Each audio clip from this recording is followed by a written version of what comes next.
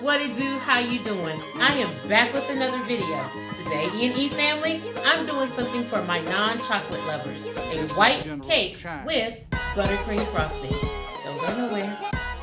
So let's get started. In the bowl of our mixer, I have 2.5 sticks of room temperature butter. To that, we are going to add 2 cups of white granulated sugar.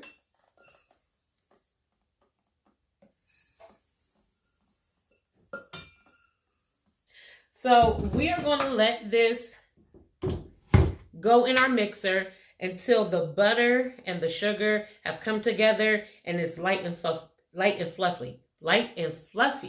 So for about 2 minutes. So make sure you crank this up slow or sugar's going to come flying out your mixer. So 2 minutes and we'll check it, scrape down the sides of our bowl and see if we need to go any further.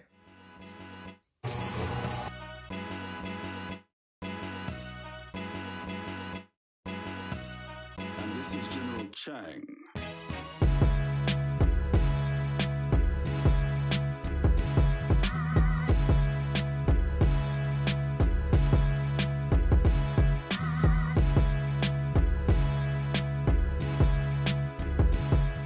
Okay, so that has been beating for about 2 to 3 minutes. And this should be the consistency of your butter and your sugar. It should look like that. Really light and fluffy. Airy. That's what we want. So I'm going to scrape down the sides one more time. And the bottom. You got to scrape the bottom too. I'm going to let this run for just 1 more minute. Just to make sure that that butter and sugar is well incorporated together. So for just another minute. Okay. So that's our butter and our sugar. Next, we want to add 5 egg whites. If you get just a little bit of yolk in there, it's okay. Don't worry about it. So we're going to add our 5 egg whites to that. If you want, you can beat these egg whites until they're fluffy and fold them into the batter. Either way works. I'm just adding them in like this today. And then we're going to add our vanilla. We're adding a teaspoon of vanilla extract. If you want and you want to go out and search for white or clear vanilla, you can, since this is a white cake. I'm just using the vanilla I have on hand. So if the cake isn't so white, so be it. So that was our vanilla. We are going to turn this on and let that mix together for about 2 minutes. Okay, so that has been mixing for about 2 minutes. You also want to remember to make sure your egg whites are room temperature. And scrape down the sides of your bowl so that you make sure everything was caught, even on the bottom. So just scrape down your bowl real quick before we add our next set of ingredients. Next, we have our dry ingredients. This is, in the bowl, it's 2 cups of sifted flour. You're going to use a total of 3 cups of sifted flour. You're going to add 1 tablespoon of baking powder and 1 teaspoon of salt.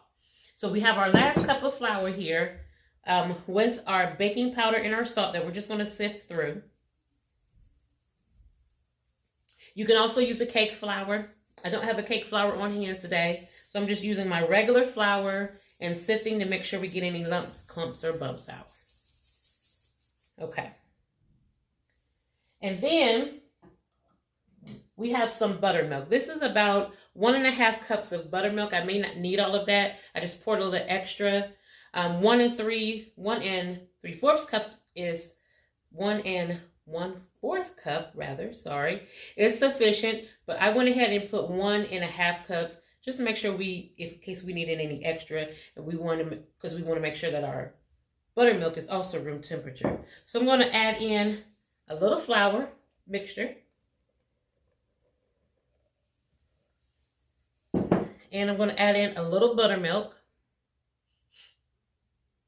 And we're going to let this mix until it's incorporated. Remember, start this up slow or you're going to have a mess on your hands. So let this mix until it's well incorporated for about a minute. We don't want to over mix.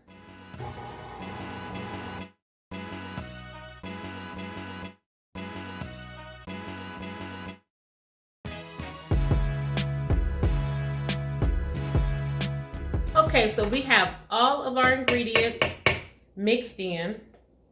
And now we're going to add the batter to our cake pan. You can turn these into cupcakes.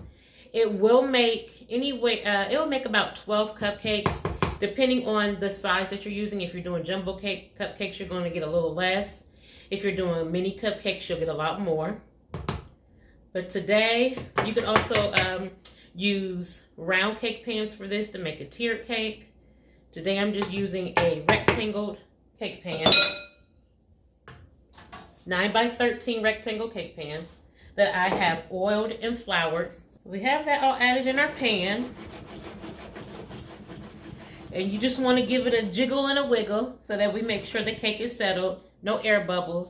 So just do like that a couple times. Just to make sure everything is settled. And that's what it should look like uncooked. We are going to put this in a 350-degree oven, and it's going to bake for about 25 to 30 minutes or until a toothpick in the center comes out clean. And when we come back, we're going to get started on this buttercream frosting. Don't go nowhere. Okay, so on to our buttercream frosting. This is going to start with 2.5 sticks of room temperature softened butter. You can use your paddle attachment if you'd like to do this. I like to use my Whisk attachment. It just makes when you're doing a frosting, it just makes it more fluffy, and I like the fluffiness of a frosting. You can also use your hand mixer if you have a hand mixer. You definitely can use that as well. So we are starting with 2.5 sticks of butter. I'm going to let the mixer kind of get these smushed around a little bit before we add our powdered sugar. So for about a couple minutes, let's start whipping this butter.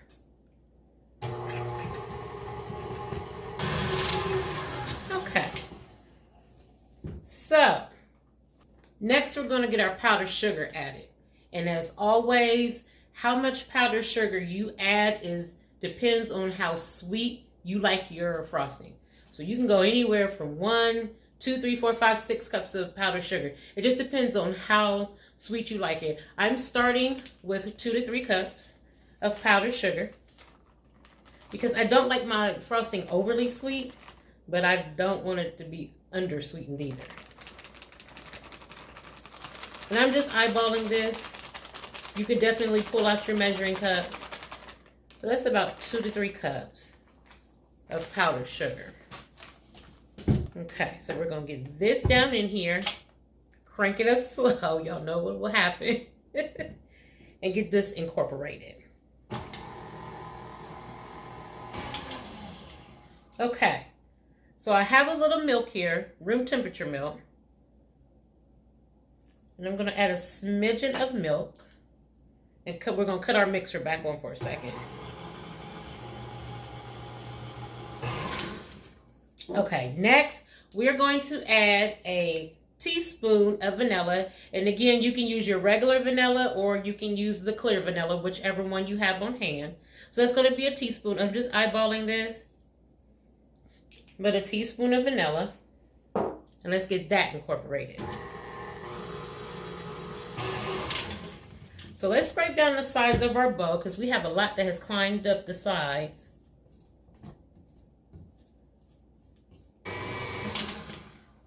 Let's do our taste test.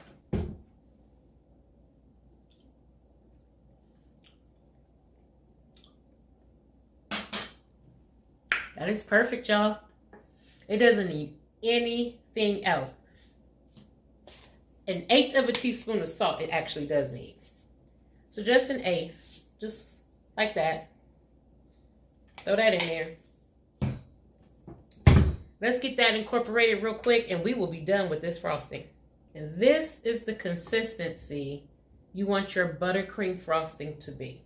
That's the consistency you want. It's it's perfect for piping, for spreading. That's what you want right there. So we are done with our frosting. We are just waiting on our cake to finish cooking.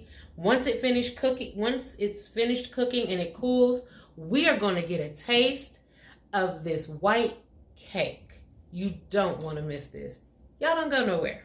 So our cake is complete. And I cut a slice out. Hopefully this doesn't white out and you guys can see on the inside.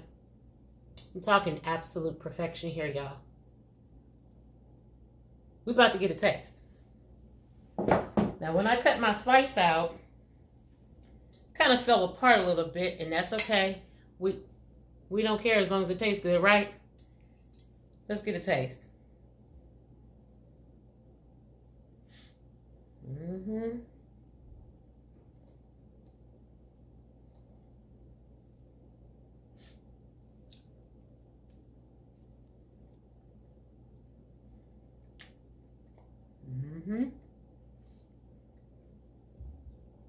Really delicious.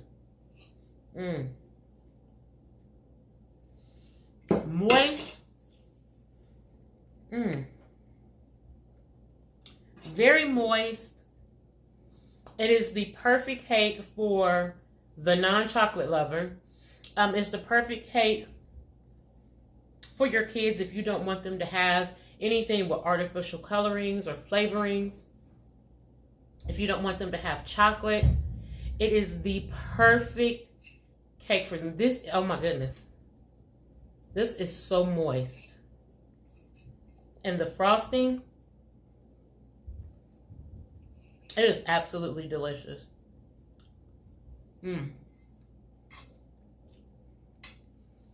Try this out with your friends, your little ones, your family. Try this out. Yes, they will not be disappointed. And that's it for today, EandE family.